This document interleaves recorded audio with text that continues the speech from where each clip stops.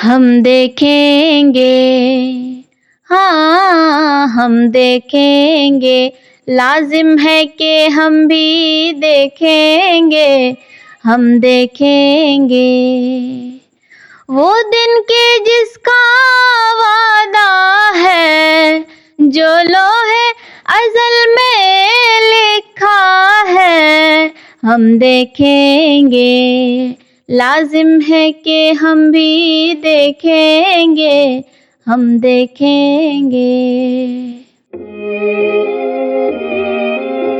سال 1979۔ جنرل ضیاء الحق ایک کٹر military dictator جس کا رجیم پاکستان میں اس وقت پیک پر تھا، وہ لوگوں کو اسلام کے نام پر اسلام کے ذریعے پاکستان میں ایکسپلوئٹ کر رہا تھا۔ فیض احمد فیض ایک ریولوشنری پوئٹ، انہوں نے ضیاء الحق کے رجیم کے خلاف آواز اٹھاتے ہوئے یہ نظم ہم دیکھیں گے لکھی۔ یہ نظم لکھنے کے کچھ سالوں بعد جب اقبال بانو نے 1986 میں اسے اپنے انداز میں گایا تو مانو یہ ایک پروٹیسٹ کی، ریبیلین کی پکار بن گئی۔ لیکن کیا یہ نظم ہم دیکھیں گے واقعی کمیونل ہے؟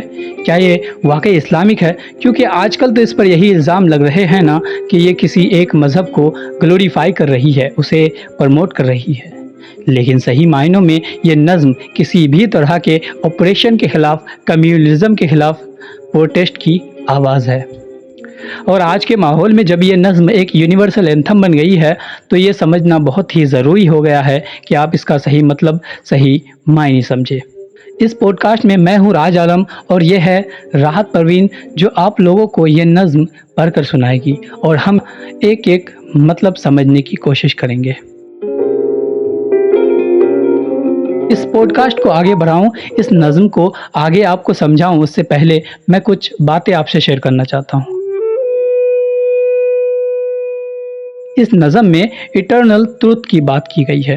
ایٹرنل ٹروتھ یعنی دنیا کے کچھ ایسے سچ ہوتے ہیں جو کبھی نہیں بدلتے، جیسے گرمی کے بعد سردی آتی ہے، رات کے بعد دن آتا ہے، اسی طرح ظلم کے بعد ہمیشہ اس کا انت آتا ہے۔ ظلم کے ایک دور کے بعد ہمیشہ راحت آتی ہے، اور جب ظلم حد پار کر جاتی ہے تو انصاف، راحت ایک دم سے آتی ہے۔ اور یہ بات جو کچھ میں نے آپ کو ایٹرنل ٹروتھ کے بارے میں بتائی ہے، یہ میتھولوجی میں یا ہسٹری کا کوئی بھی ایک ایونٹ اٹھا لیجئے آپ، اس میں یہ صاف صاف دکھے گا۔ جیسے رامائن میں راون کا وناش رام کرتے ہیں، کرشن بھگوان کنس کا خاتمہ کر دیتے ہیں، پانڈوز نے کوربز کو ہرا دیا تھا، پھر ان کا بھی خاتمہ ہوا تھا۔ یہ تو بس کچھ مثالیں ہیں آپ کے سامنے۔ اب واپس ایٹرنل ٹروتھ کی بات کریں گے۔ یہ اس دنیا کی حقیقت ہے کہ ظلم کسی بھی طرح کا ہو، اس کا خاتمہ ہونا ہی ہونا ہے، اس کا خاتمہ انیویٹیبل ہے، اور اسی سچ کی بات فیض کر رہے ہیں۔ اور ہاں، ایک اور بات، فیض احمد فیض خدا پر ایمان نہیں رکھتے تھے، بالکل بھی مذہبی نہیں تھے۔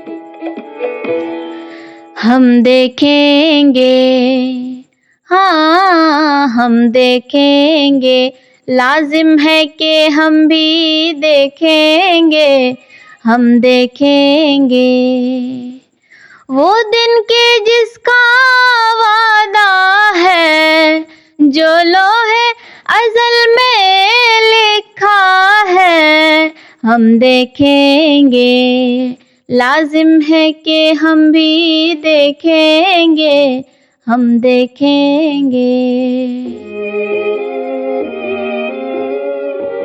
فیض یہاں کہہ رہے ہیں کہ ہم دیکھیں گے، وی ول سی، لازم ہے یعنی اٹس انیویٹیبل دیٹ وی ول سی، وہ دن، وہ وقت جس کا وعدہ ہے، جو لوح ازل پر لکھا ہے۔ جب ظلم و ستم کے کوہ گراں روئی کی طرح اڑ جائیں گے، جب ظلم اور ستم اتنا بڑھ جائے گا کہ پہاڑ کے قد کا ہو جائے گا، یعنی انٹینسٹی ظلم کی اتنی بڑھ جائے گی کہ حد پار کر جائے گی، وہی ظلم روئی کی طرح اڑ جائے گا اور ایسے غائب ہو جائے گا جیسے کبھی تھا ہی نہیں۔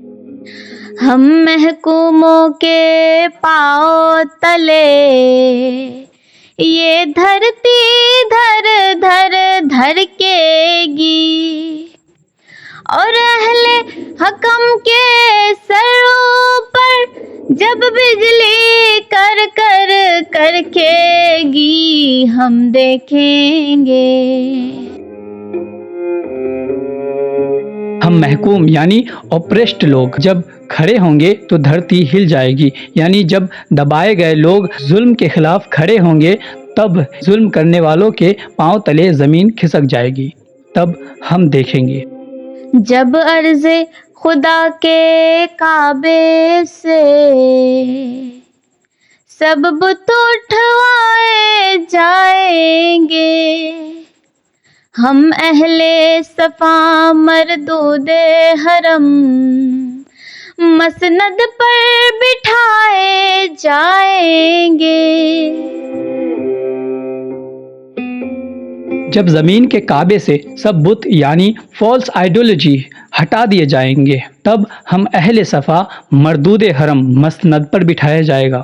اہل صفا یعنی پاک لوگ، صاف لوگ، پیور لوگ جو ظلم کے خلاف ہے، اسے مسند یعنی پاور پر بٹھایا جائے گا.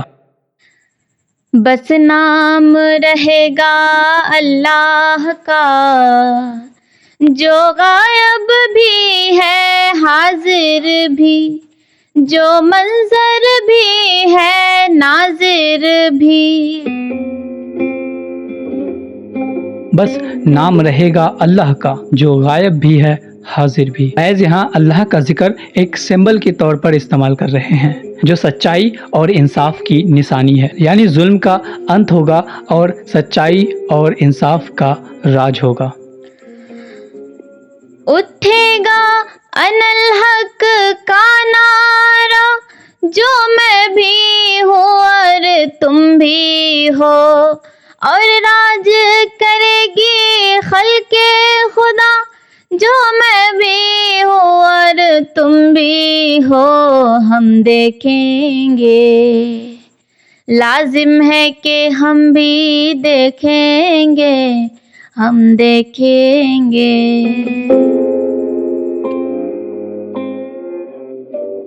انالحق یعنی آئی ایم دا ٹروتھ. یہاں ٹروتھ پاور سے ریلیٹ کیا گیا ہے، مذہب سے ریلیٹ نہیں کیا گیا ہے، یعنی ہم بھی رولرز ہیں، تم بھی اور میں بھی. سنیے جاوید اختر اس بات کو، انالحق کی بات کو کس طرح سے پرسپیکٹو دے کے سمجھا رہے ہیں. گونجے گا انالحق کا نعرہ. یہ انالحق کا مطلب کیا ہے؟ انالحق کا مطلب ہے اہم برہم. یہ اسلامک تھاٹ نہیں ہے، یہ صوفیز نے شروع کیا. انالحق جو ادویت کی فلسفی ہے کہ کریشن اور کریٹر الگ نہیں ہے، سب ایک. جو انسان ہے یا جو کچھ ہے وہ گاڈ کا ہی مینیفیسٹیشن ہے، اسی کا ایک روپ ہے. اس لیے کہ دو چیزیں ہی نہیں ہیں، سب ایک. یہ اسلامک تھاٹ نہیں ہے. اسلام میں، کرسچینٹی میں، جوڈائزم میں گاڈ جو ہے وہ ایک ماسٹر ہے، مالک ہے، ایک حاکم ہے، اور انسان رعایا ہے، جنتا ہے. وہ اس کے دربار میں ہے، وہ اس کی حکومت میں ہے، اور یہ اس کو دیکھ رہا ہے اور اس کے بارے میں فیصلہ کرے گا، یا تو اسے جنت بھیجے گا، دوزخ، ہیل، ہیون، جو بھی. لیکن یہ اور وہ ایک نہیں ہے، کریٹر اور کریشن ایک نہیں. یہ فلسفی جو ہے یہ ویدک فلسفی ہے کہ کریٹر اور کریشن ایک، جو صوفیز نے بھی لی. انالحق کا نعرہ صوفی لگاتے تھے فنڈامنٹلزم کے خلاف، ٹریڈیشنل ریگریسو ریلیجس انٹرپریٹیشن کے خلاف. اور سرمد نام کا ایک فقیر تھا اسی دلی میں جو انالحق کا نعرہ لگاتا تھا، اور انالحق کے نعرے کی وجہ سے اس کی گردن کس نے کٹوائی؟ اورنگزیب نے. اورنگزیب انالحق کے نعرے کے خلاف تھا، کہتا تھا یہ اسلام کے خلاف نعرہ، اس میں تو تم کہہ رہے ہو کہ تم اور خدا الگ نہیں ہو. پھر اورنگزیب اس کے خلاف ہو گئے. اس نعرے کی وجہ سے ایک صوفی کی گردن اورنگزیب نے کٹوائی تھی. تو آج جو لوگ انالحق کے خلاف بول رہے ہیں وہ اورنگزیب کی طرف سے بول رہے ہیں.